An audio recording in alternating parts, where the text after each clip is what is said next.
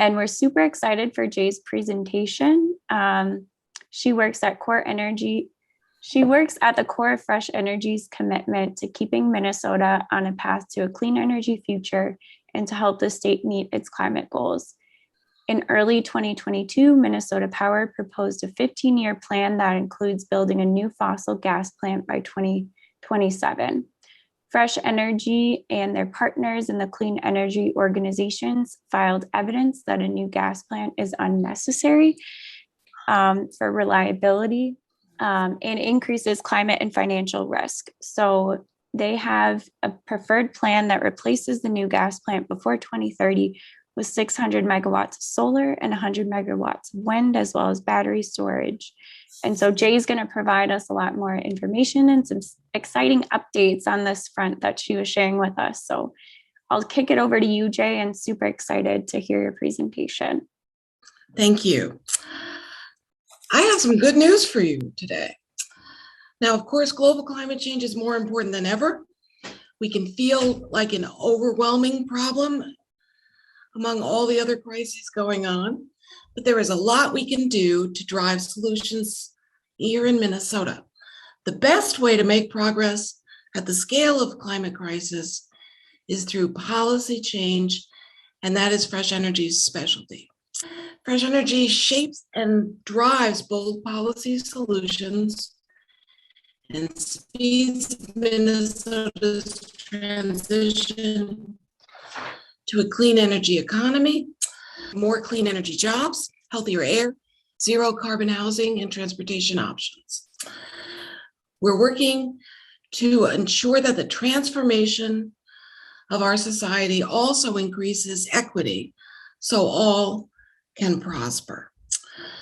So we all probably saw that when I was in Glasgow last November, there was President Biden, and he was making the commitment of the United States by 2030 to reduce our greenhouse gas pollution by 50 to 52%, to keep us on a pathway to have hopes of keeping warming no greater than 1.5 degrees C.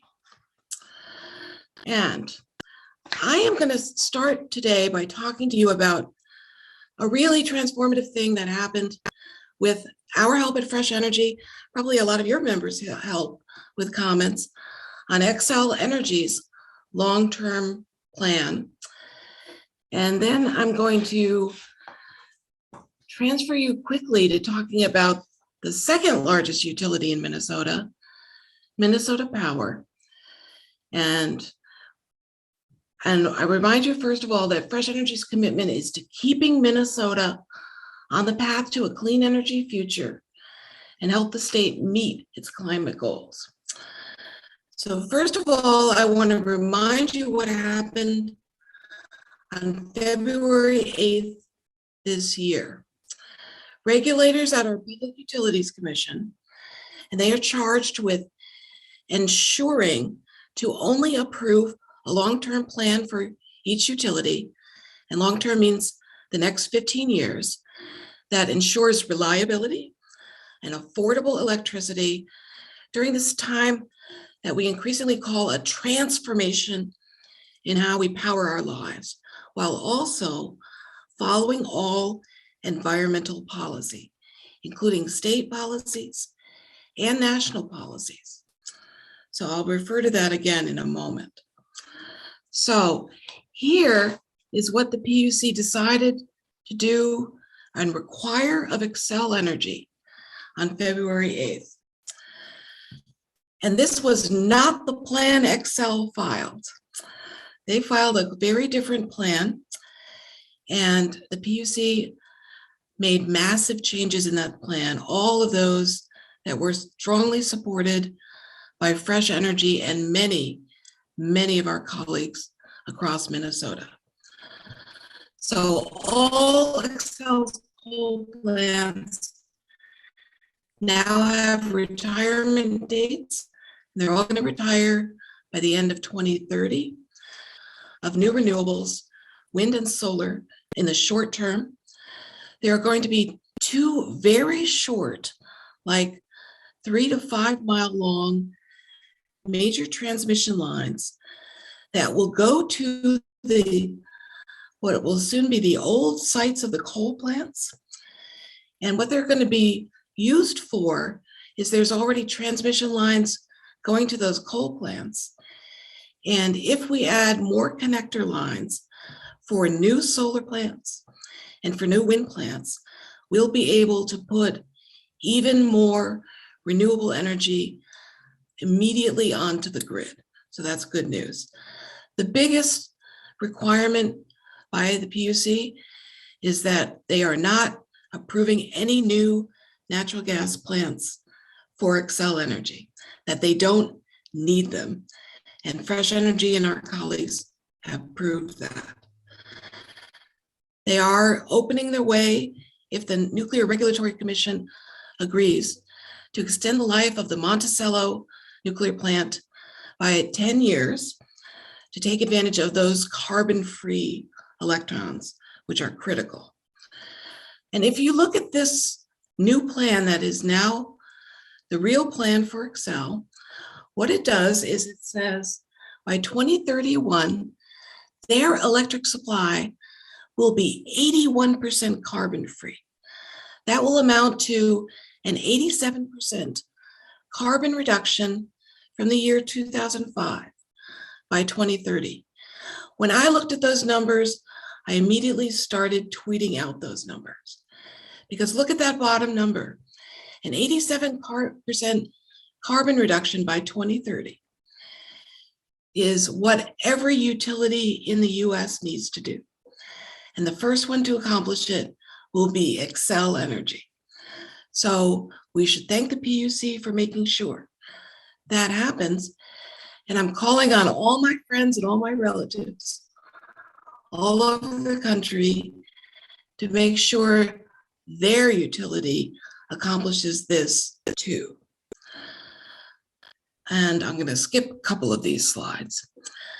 But now Minnesota Power is up for its turn at the PUC to have its long-term 15-year plan, they hope, approved. But look at what this says. It was filed back about a year ago, and they will build a brand new gas plant by 2027 and keep one coal plant, their largest unit, online until 2035. The clean energy organizations, who are a group of 4 organizations, including Fresh Energy, that worked, and we go out and contract for certain research that we're not best at, but we also do plenty of research on our own and come up with comments. And we have already submitted our first set of comments on Minnesota's plan. And we say that no new gas plant is necessary for reliability. Instead, it will increase the climate risk. And if it is not built till 2027, we think that by as soon as 2030, it might become a stranded asset.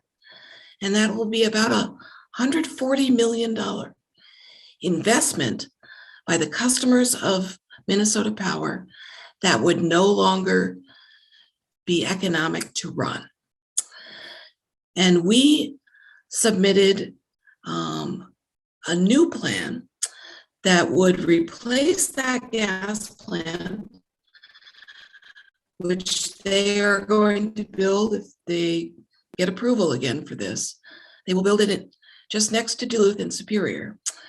We would replace that gas plant with all renewables and storage. 100 megawatts of wind later in the 15 years, and very soon, a big 600 megawatts of solar and battery storage. And we would make sure to retire both Boswell plants. They're called Boswell 3 and Boswell 4. They're located in Cohasset, Minnesota. It's about 3 miles due west of Grand Rapids. We would retire those units by 2030.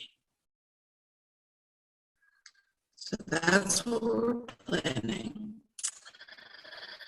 We filed those initial comments on April 29th, this half hour, to talk about the opportunity for you to get your voices heard. You can submit public comments, and it's very easy to do. I'm going to explain it to you in about 5 minutes. It's super easy. And they will be due in just less than 3 weeks on June 29th. And then after June 29th, that's the end of the comment period. Then the PUC will select a date when they will have public deliberations on the plan. And then they will decide to either approve the plan that Minnesota Power likes or to require Minnesota Power to make specific amendments to it. And I will talk to you about what those amendments need to be. And likely their decision will be out by early fall of this year. So let me tell you what we were thinking on February 8th, when the same Public Utilities Commission, which is excellent, made the decision for Excel. That took like 5 days of deliberation. And we were listening very closely to what each of the 5 commissioners said, what their line of questioning was like.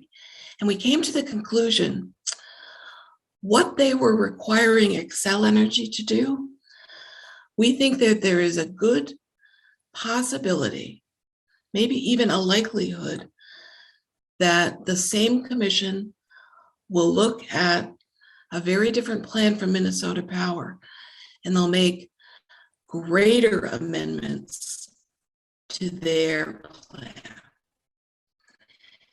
And I'm going to tell you by the end of my 20 minutes why I think there's a likely chance that we'll win on this one, with your help, especially if you are willing to spend a few minutes to put your voices to the PUC. So this is a take action, and someone can take a picture of this. And during the Q&A, I'll put it in the chat, but I'll also send it to Susan after I finish. If you go to that take action site, it will tell you, do you want to make your voice heard before the PUC in a public comment about the Minnesota plan? And then you can type in your information about where you live, and then you can go to our sample letter that you could sign. And if you just want to sign that letter, the only thing you need to put in the letter is your name, your address, Minnesota Power customers. The sample letter says, I am a Minnesota Power customer. You will just need to put in a substitute sentence. For example, you are trained as a climate change speaker. So of course you're interested in all climate policy that should be applied to every power plant in Minnesota. So it really doesn't matter if you're a customer of theirs or not. But if you happen to have friends who live in Duluth or other cities served by Minnesota Power, if you have friends or if you have relatives, or if you even have a cabin that's located and serviced by Minnesota Power, you are a Minnesota Power customer, or your friends are. And you should talk it up over the next couple of weeks with people you know. So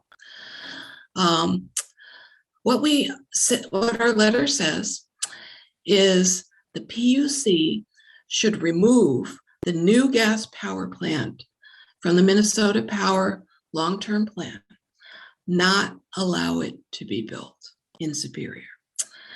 Second, they should retire their remaining 2 coal plants, Boswell 3 and Boswell 4, ahead of Minnesota Power's schedule, which is just an arbitrary schedule. And this problem, this climate crisis, requires very fast action.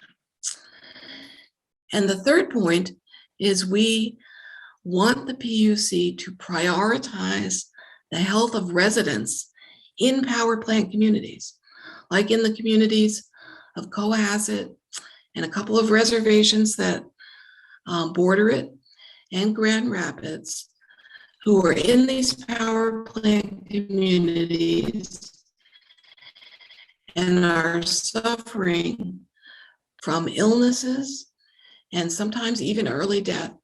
All right. Now, I'm going to tell you something that is really interesting. Well, what I should say is we at Fresh Energy are very excited to put forward our plan that can reliably and affordably put Minnesota Power on a path to decarbonize at the pace and scale of the climate crisis by avoiding new fossil fuels and investing in renewables and storage. We're looking forward to working with the PUC and the utility. Now, what I want to talk to you about is a new set of information. There was a comment filed to the PUC, and it is called a public comment, so we can see the comments that come in. It was filed on Tuesday, May 31st. And when I read through it, I was very impressed by it. I'm going to tell you what it says, and I'm going to tell you who made that comment to the PUC. Now, you may know that Minnesota Power is owned by a parent company, and that parent company is called ALLETE. It's spelled ALLETE. This letter was from a major investor in ALLETE. So this investor is called Atlas Infrastructure.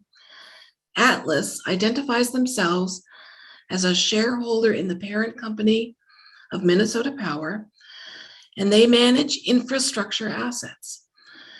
And they write, "We have limited ability to continue to invest in companies whose cumulative emissions are inconsistent with the aims of the 2015 Paris Agreement."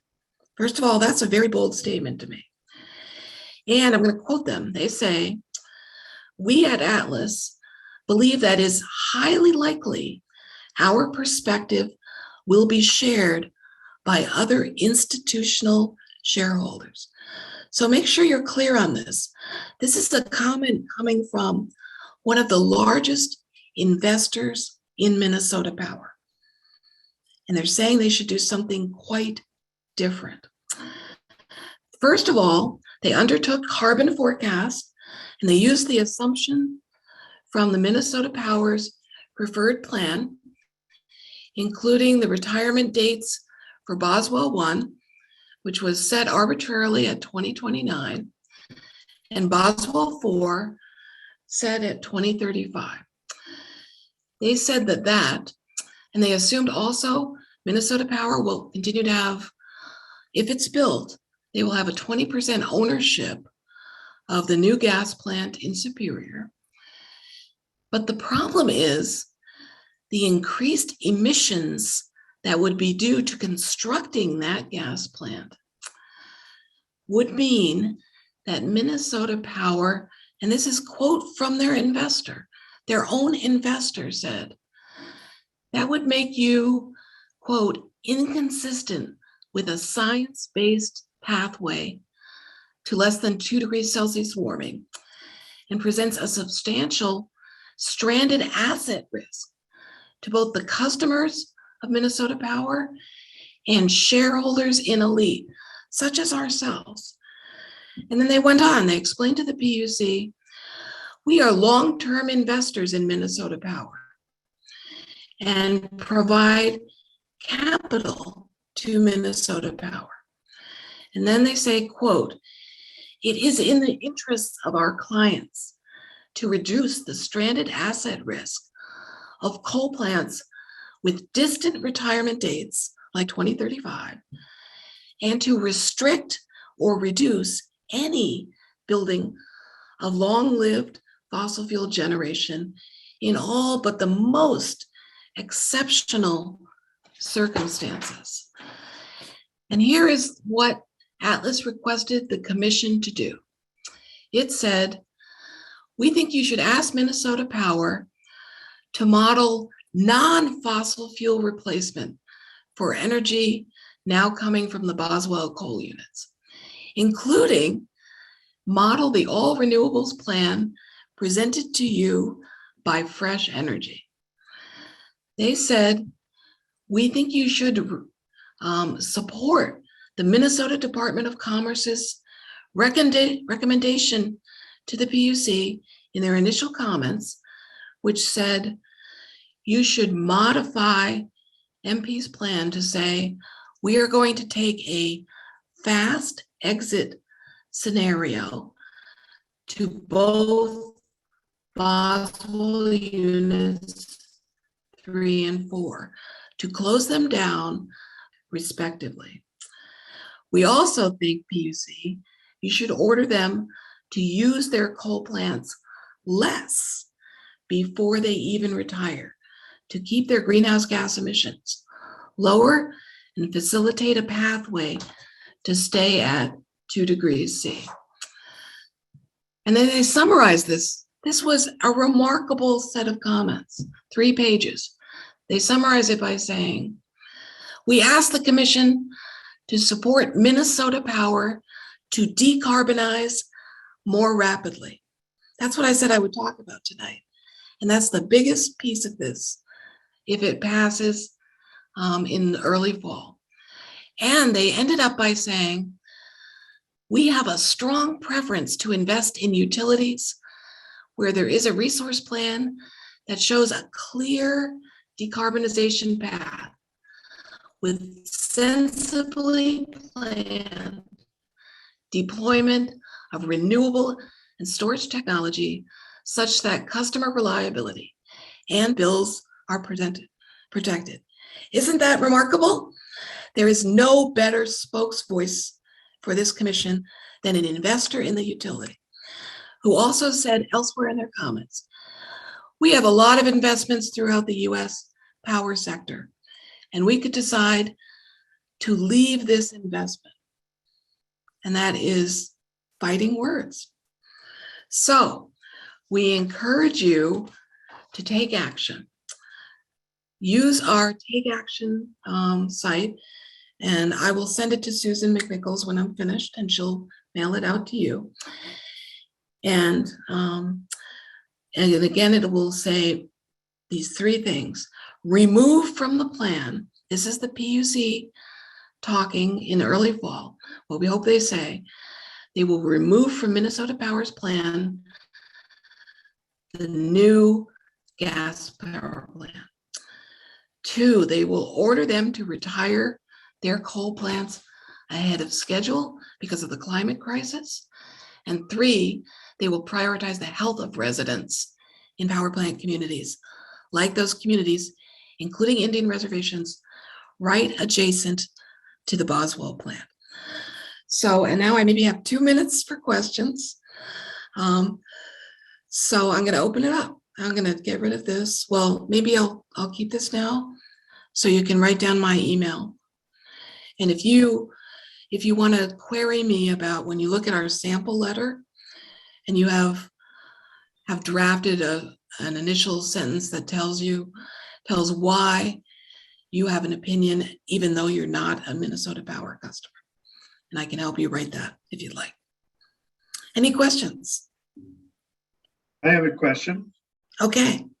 Can you talk about other utilities in Minnesota that have IRPs that are in process or that can be commented on? This next one, the 3rd one, will start in early 2023. And that's the smallest utility, Otter Tail Power. It's based in Fergus Falls. And the other utility a little later in 2023 will be Great River Energy. Which I know some people on the call have their cabins in areas serviced by Great River Energy. So that means every utility that goes through this planning process Minnesota Power, then Otter Tail Power, then Great River Energy will go through this similar process with a similar or identical PUC. And I think they have announced to the world in their very large amendments to Xcel's resource plan that other utilities can reasonably expect other amendments to their plans. If they don't, remove greenhouse gases much sooner, because that is what really President Biden's commitment calls for. Excellent. But I promise you, this take action process through Fresh Energy is very easy, and it will be read by everyone on the commission. So it is your time to make your voice heard, but please contact people you know who are actually Minnesota Power customers. If you know any of them, talk this up for them, or have me do another presentation and I'll give it to them anywhere they want in the Minnesota Power. Because a lot of people care very deeply about this, and nothing you could do in your own home will have the greenhouse gas emissions reductions that have now been ordered for Xcel Energy, and we hope will next be ordered for Minnesota Power. So we need to get this done. Kayla and Hobie have questions. Kayla's been waiting a while. Thank you. Oh, no, it's fine. First of all, that Senior Director of Science Policy has got to be one of the coolest job titles I've ever heard of, so that's awesome. The 87% reduction from 2005 numbers sounds like amazing. Do we have any idea what the 2005 numbers are? Yes, and I can send them to you. If you can just, if anyone wants to ask me questions we don't have time for, just write down my email now and send me an email and I'll get back to you in a couple of days. Hamilton@fresh-energy.org. Perfect, thank you. Thanks. Thank you very much. That was very informative. I was curious about your work on the demand side. This is the supply side, and whether or not it's been a while. I'm in Decatur, Georgia right now. I kind of go back and forth to Minnesota. And by the way, I use Xcel as a template or a hold up Xcel, comparing them to Southern Company and Georgia Power all the time here, because you guys do such great work. But I was curious about the demand side and removal of fossil gas or methane from the heating side of the equation and the electrification, and whether that's baked in, whether there's work going on that side, because the demand side has a big impact on how much we have to add moving forward or not add. Yeah, I didn't add that to the slide of what Xcel has now been required to do, but they have a specific, very stringent target on demand side management. So they have to accomplish this, and it gives them deadlines and dates for that. But also what people may remember is that in 2021, the Minnesota legislature, in a really big bipartisan way, and this was legislation, two pieces of legislation that have to do with energy efficiency, which covers demand side as well. And that was the ECO Act, which has to do with conservation improvement, and the Natural Gas Innovation Act, which for the first time told the PUC, the legislators, a broad congregation of Republicans and Democrats passed that law, and it told the PUC, you must open a docket that will be called the Future of Natural Gas, and we want you to take a hard look at what we need to do to decarbonize our natural gas sector. So since spring 2021, the Minnesota Department of Commerce and Fresh Energy and many others have been working on both of these bills, the Natural Gas Innovation Act and the ECO Act, and made a set of decisions about how the decisions get made. And this will start to roll out probably by the end of 2022. So you're going to start to hear more about this. But the really exciting thing is that the PUC indeed opened a docket that's called the Future of Natural Gas. They haven't used it yet, but they will be using it soon. And this is one special thing that I learned when I was at the climate conference in Glasgow, because I went to hear President Biden on November 1, and he said, and I'm bringing you something that the US and the EU have been working on for the last year.